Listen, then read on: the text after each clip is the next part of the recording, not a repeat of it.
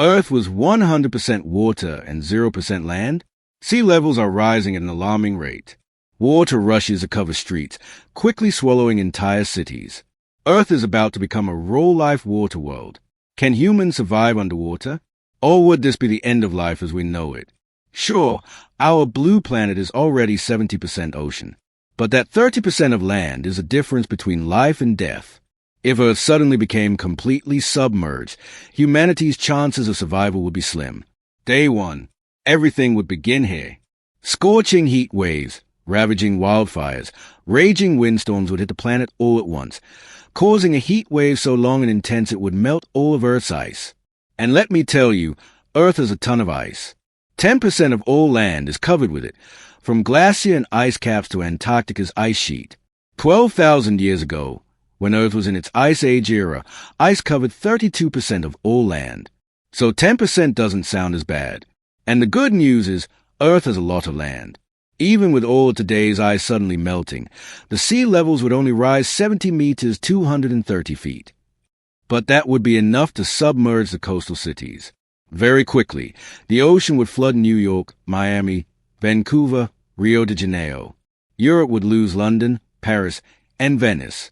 All of the Netherlands would be gone. The Maldives, Fiji, and the Bahamas wouldn't be such dream vacation destinations anymore. They'd be obliterated. Lagos, Jakarta, Tokyo would be mostly gone too. The entire world would feel this devastating impact. Governments would try evacuating people inland, but with how fast things would be happening, none of these efforts would achieve anything. Rich nations like the United Arab Emirates would jump into immediate action, start building artificial islands off their coast to resettle their citizens. But building these islands would be a delicate, long, and costly process. Any underwater activity would immediately collapse the island, killing the workers and wasting billions. There would be nothing even the richest people could do to outrun the sudden flooding. The water would wipe out 1/3 of Earth's population. Day 2. After the initial rise in sea level, the world would plunge into chaos. Survivors would raid stores for supplies, fight over housing, medicine, food, and fuel. Forget the evacuation efforts. In this world, everyone would be left to fend for themselves. Anyone with a car would try to escape, causing total blockage of roads and highways. In all that chaos, you'd have a hard time connecting with anyone. Then, the power grids would start failing too. You'd be cold, hungry, and scared, running for your life in darkness. Now, you might think your life has changed forever, but what you don't know is that the worst is yet to come. Day 5. Over 1 million underwater volcanoes lie within the depths of our oceans. The sudden heat wave apocalypse on land could awaken these volcanoes and cause them to erupt. Suddenly, all underwater volcanoes start to erupt at the same time. As they trigger all around the world, magnitude 8 earthquakes would rattle every continent. As skyscrapers crumbled, they would bury millions beneath the rubble. Here's the thing about underwater volcanoes. They don't just spew out magma. They would also unleash water trapped deep within the Earth's mantle. Scientists think the mantle traps at least double the amount of water of all the Earth's surface oceans. If even some of that water was released and added to the already rising sea levels, the land would submerge even more. Day 6. Before anyone had a chance to recover from the devastating, planet-wide earthquakes and rapid flooding, towering tsunamis would sweep already decimated continents. The evacuation zones would become sites of mass chaos and panic. As people fled these walls of water, many would be trampled and die before ever glimpsing safety. Tsunamis travel up to 50 kilometers per hour, 30 miles per hour on land. Unless you're Usain Bolt, there's no hope of outrunning one. And while the tsunamis destroy everything in their way, the water released from the mantle would keep rising. Day 7. Once the sea levels reach 3.3 kilometers, 2 miles, every continent on Earth would be submerged. Only mountain peaks would tower above the water, but getting to them would be difficult. For the most part, Earth would now be a water world. Day 30. At this point, whatever was left of the world's governments would attempt to form a new government and declare martial law. The mountain ranges would become safe zones, but even military forces couldn't reign in the chaos as civilians hoarded food and built rafts for their families.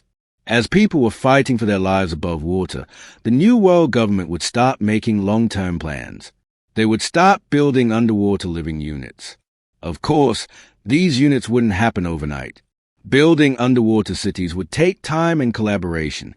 Soon, these habitats would become humanity's last resort. Day 60.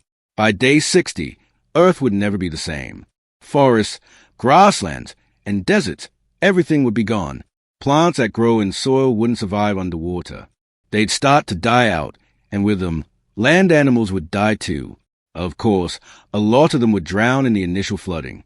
But with their food chain disrupted, the remaining land animals wouldn't last long in this new water world. It would be a mass extinction event on a level the Earth hasn't seen in 66 million years. And if you think marine life would be safe, you're wrong. With no land and all the ocean evaporation, there would be more carbon dioxide in the air. The ocean would absorb that, triggering a chemical reaction that would turn the oceans more acidic. Now, that would be lethal for marine life. Shell-forming organisms like clams and corals would be the first to go. With the food chain disrupted, not even massive whales would be safe. Now, our planet has wiped out species before. It created life and then mass killed it off, not once, but 5 times in Earth's long history. Each extinction event reshaped the biosphere, erased dominant species, and allowed new ones to emerge. The first time it happened was 445 million years ago, when most of Earth's early life existed in the oceans. It was a time of creatures like trilobites, brachiopods, and early coral reefs. During the Ordovician extinction, Earth suddenly cooled down and then warmed up again. This violent climate swing disrupted ocean chemistry and oxygen levels, collapsing ecosystems. In the end, it wiped out 85% of all species. The most recent extinction event involved a massive asteroid impact. 66 million years ago, the impact of this asteroid caused fallout that darkened the skies, disrupted the climate, and killed off all the dinosaurs. Scientists call it the Cretaceous-Paleogene extinction. And now, it will be our turn to go extinct. Day 765. Okay, 2 years after the initial melting of the ice caps, Earth would be unrecognizable. At this point, between 70 and 90% of all species would be gone. Of all the people that remained, most would survive by raiding and looting. We'd build boats out of anything we could get our hands on. The most organized and richest groups would move to subsea units. Now, these underwater communities would create fresh water by running ocean water through desalination tech, and they'd bring in air through tubes pumped from the surface. But the good news? The wealthy would leave their yachts behind.